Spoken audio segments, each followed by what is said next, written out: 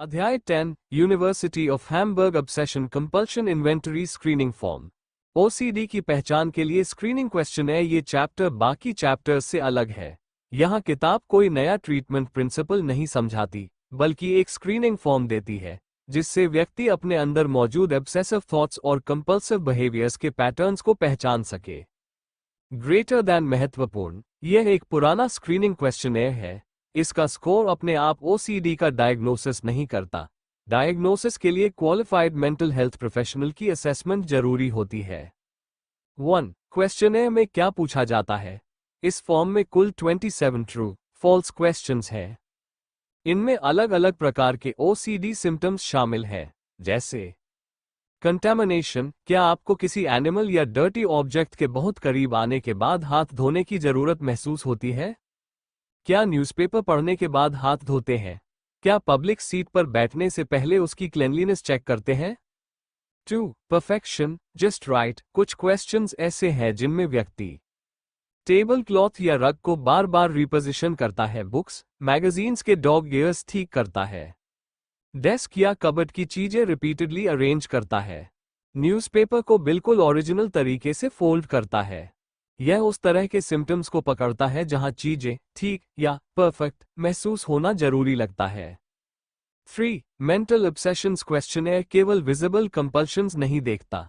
इसमें mental symptoms भी है, जैसे किसी पर्टिकुलर वर्ड या इमेज के बारे में बार बार सोचना, एक सेंटेंस को मन में रिपीट करते रहना, किसी पुराने काम को बार बार मेंटली रिव्यू करना, काउंटिंग को रोक ना पाना, बार बार किसी वर्ड, पिक्चर या सेंटेंस का याद आना। यह महत्वपूर्ण है क्योंकि ओसीडी हमेशा बाहर से दिखाई नहीं देता। 4. हार्म रिलेटेड ऑब्सेशंस क्वेश्चनेयर में ऐसे क्वेश्चंस भी हैं जो खुद को हर्ट करने के थॉट्स, किसी दूसरे को हर्ट करने के थॉट्स, इन थॉट्स से खुद को डिस्ट्रैक्ट करने की कोशिश के बारे में पूछते हैं।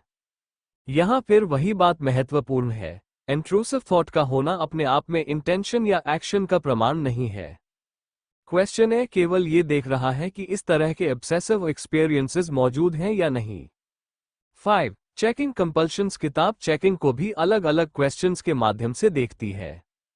उदाहरण, घर से निकलने के बाद क्या आप बार बार सोचते हैं कि सब कुछ ठीक है? सोने के बाद क्या आप इलेक्ट्रिकल डिवाइसेस चेक करने के लिए वापस उठते हैं? क्या आप स्विचेस को बार बार टच और काउंट करते हैं? क्या लेटर भेजने से पहले रिटर्न एड्रेस तुरंत चेक करते हैं? 6. रिपीटिंग और काउंटिंग, कुछ क्वेश्चन स्पेसिफिकली रिपेटिटिव बिहेवियर को देखते हैं। चीजों को कई बार टच करना, स्विचेस को कई बार टच करना, काउंटिंग करना, किसी काम को सर्टेन नंबर तक किए बिना आगे न बढ़ पाना, कही हुई बात को दोहराना। इससे किताब ये दिखाती है कि कंपल्शन केवल वॉशिंग या चेकिंग नहीं है। 7. स्कोरिंग कैसे होता है? क्वेश्चनेयर आंसर्स को 2 ग्रुप्स में बांटा गया है।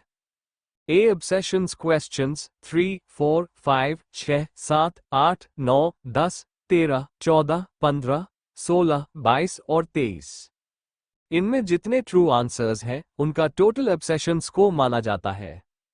किताब के दिए हुए पुराने स्कोरिंग क्राइटेरिया के अनुसार 1 to 2 क्लिनिकली सिग्निफिकेंट ऑब्सेशंस होने की संभावना कम, 3-6 क्लिनिकली सिग्निफिकेंट ऑब्सेशंस की संभावना, 7-14 क्लिनिकली सिग्निफिकेंट ऑब्सेशंस की संभावना काफी अधिक।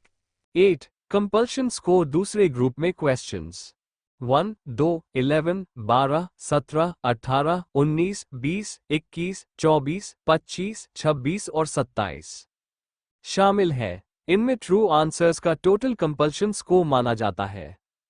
किताब के scoring criteria 1-3 clinically significant compulsions होने की संभावना कम, 4 to 7 क्लिनिकली सिग्निफिकेंट कंपल्शंस की संभावना, 8-13 क्लिनिकली सिग्निफिकेंट कंपल्शंस की संभावना काफी अधिक।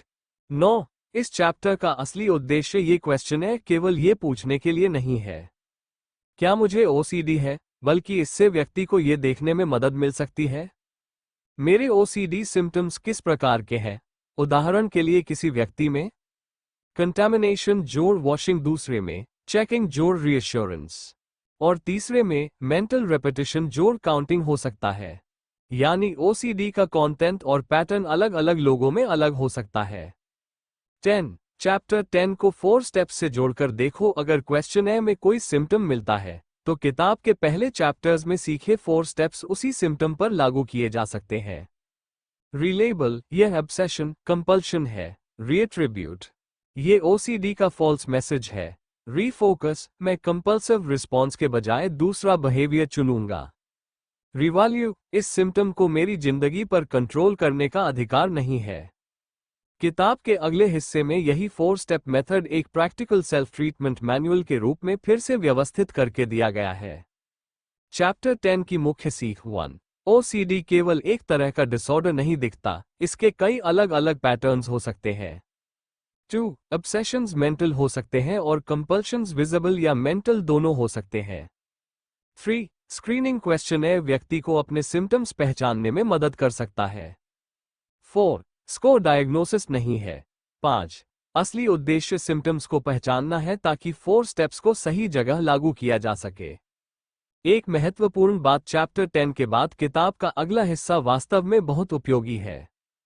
Chapter 11, an OCD patient's diary of 4 step self treatment. इसमें किताब एक वास्तविक पेशेंट के ट्रीटमेंट नोट्स डायरी के रूप में दिखाती है कि 4 स्टेप्स को रोजमर्रा के ओसीडी सिम्टम्स पर प्रैक्टिकली कैसे लागू किया गया।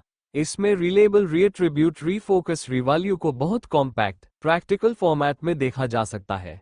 इसके बाद part 3, self treatment manual for the 4 step method शुरू होता है, जहां किताब 4 स्टेप्स को एक व्यवस्थित सेल्फ ट्रीटमेंट प्रोग्राम की तरह दोबारा समझाती है।